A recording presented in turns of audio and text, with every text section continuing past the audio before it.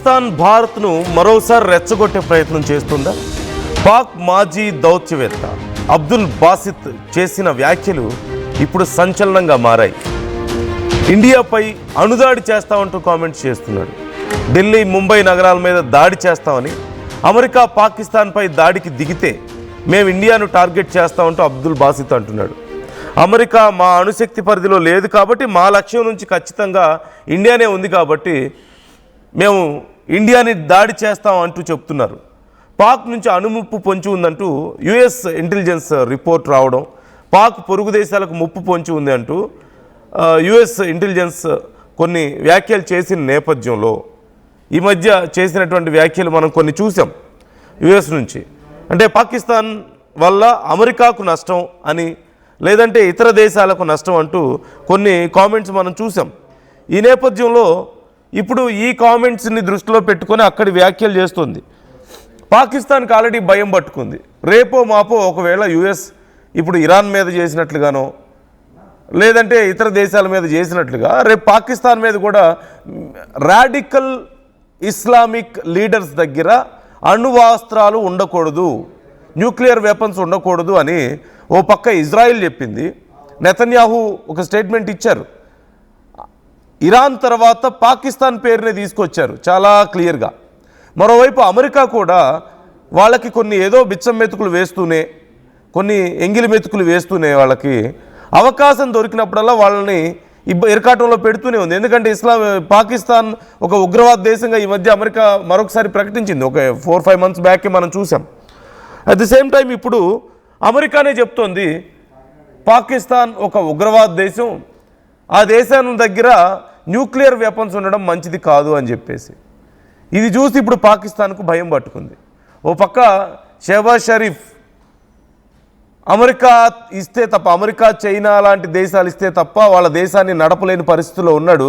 ఇప్పటికే already petrol, diesel ధరలను almost 100% పెంచుతున్నట్లుగా ఒక ప్రకటన చేశాడు అక్కడ. అంటే దేశం ఏ స్థాయికి వెళ్ళిపోతుంది అంటే 100 రూపాయలు ఉన్న పెట్రోల్ 200కి వెళ్ళే పరిస్థితి ఉంది అక్కడ. డీజిల్ అదే పరిస్థితి ఉంది అక్కడ. వాళ్ళకి తినడానికి తిండి లేదు. అసీం మునీర్ ఏమో అమెరికా గడ్డ మీదే కూర్చొని, అమెరికాకి పిలిచి అసీం మునీర్తో ట్రంప్ మాట్లాడితే అమెరికా గడ్డ మీదే కూర్చొని, ఎవరు అక్కడి త్రివిధ దళాలకు అధిపతి కదా, కూర్చొని మేము భారతదేశం మీద దాడి చేస్తాం, మేమే పోయే టైం వస్తే మొత్తం సగం ప్రపంచాన్ని మేము తీసుకెళ్ళిపోతాం అని చెప్పేసి మాట్లాడారు. ఇప్పుడు మరొకసారి మధ్యలో కూడా చాలా సందర్భాల్లో వాళ్ళ మాజీ ఆర్మీ అధికారులు మాట్లాడినటువంటి మాటలు, మా దగ్గర అణుబాంబులు ఉన్నాయి జాగ్రత్త అని చెప్పి. ఇప్పుడు మరొకసారి అబ్దుల్ బాసిత్ చేస్తున్నటువంటి కామెంట్స్ కూడా మనం చూస్తున్నాం. ఇలా వరుసగా ఏదో ఒక కామెంట్స్ చేయడం, భారతదేశం మీద తమ విషయాన్ని వెళ్ళగక్కడం, భారతదేశం కొత్త మిజైల్స్ తయారు చేసుకుంటే అవి పాకిస్తాన్ కోసమే అని భయపడ్డం. తిప్పి కొడితే ఎంత దూరంలో ఉంది పాకిస్తాన్? దానికి 12,000 కిలోమీటర్లు వెళ్ళే బ్రహ్మోస్తో మాకేం అవసరం? 10,000 కిలోమీటర్లు, 12,000 కిలోమీటర్లు. మేము కొన్ని డ్రోన్స్ తయారు చేస్తున్నాం కదా మనం, ఆ డ్రోన్స్ సరిపోతాయి వాళ్ళకి ఇప్పుడు కొత్తగా. సో అనవసరమైనటువంటి ప్యానిక్ని క్రియేట్ చేసే ప్రయత్నం చేయడం. Of course India is taking it very lightly. కాకపోతే ఇప్పుడు ఏదో ఒక రోజు ఇరాన్కి పట్టిన గతి పాకిస్తాన్కి పట్టబోతుందా? రాడికల్ ఇస్లామిక్ నాయకులు పాలిస్తున్నటువంటి దేశాలు, రాడికల్ ఇస్లామిక్ కంట్రీస్ దగ్గర అణ్వాయుధాలు ఉండకూడదు అనే అభిప్రాయానికి అన్ని దేశాలు వస్తున్నట్లుగా కనపడుతుంది.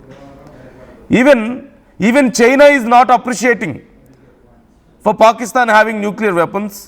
అట్ ది సేమ్ టైం ఇప్పుడు ఇజ్రాయెల్ రీసెంట్గా నెతన్యాహునే చెప్పారు నెక్స్ట్ టార్గెట్ పాకిస్తానే అన్నట్లుగా మాట్లాడారు. ఈ మధ్య మనం విన్నాం.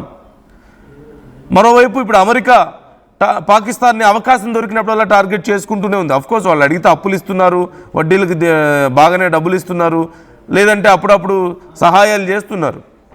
బట్ వాళ్ళని అలాగని ఎదగనిచ్చే ఆలోచనలో లేరు. ఇలాంటి పరిస్థితుల్లో భారతదేశం మీద విషయం కక్కుతుంది. అంటే భారతదేశం మీద మేము ముంబైని లేపేస్తాం, ఢిల్లీని లేపేస్తాం అని చెప్పి మాట్లాడుతున్నారు. మరి వాళ్ళు ఇస్లామాబాద్ ఏమైపోద్ది నిజంగా మనల్ని టచ్ చేస్తే? నిజంగా వాళ్ళు తట్టుకోగలుగుతారా భారతదేశాన్ని? సైనిక శక్తి అసలు ఉందా? భారతదేశంతో పోటీ పడగలిగే శక్తి కానీ? మొన్న జరిగిన యుద్ధంలో ఇక ఆల్మోస్ట్ రేడియేషన్ లీక్ అవుతుందేమో అని చెప్పి భయపడి ఏడ్చుకుంటూ అమెరికా దగ్గరికి వెళ్తే భారత్ అప్పుడు అమెరికా చెప్తే ఆపలేదు. అక్కడ ఉన్నటువంటి ప్రజలకు అనవసరంగా ఇబ్బంది కలగకూడదన్న ఉద్దేశంతో భారత్ యుద్ధాన్ని ఆపింది. చాలామంది ఫీల్ అయ్యారు, అనవసరంగా యుద్ధాన్ని ఆపింది భారత్, ఇంకొంచెం కంటిన్యూ చేస్తే అయిపోయేది కదా ఒక పని అని చెప్పేసి. చావు తప్పి బయటపడింది జస్ట్ అలా. ఇలాంటి పరిస్థితిలో మళ్ళీ భారతదేశం మీద అంటుంది.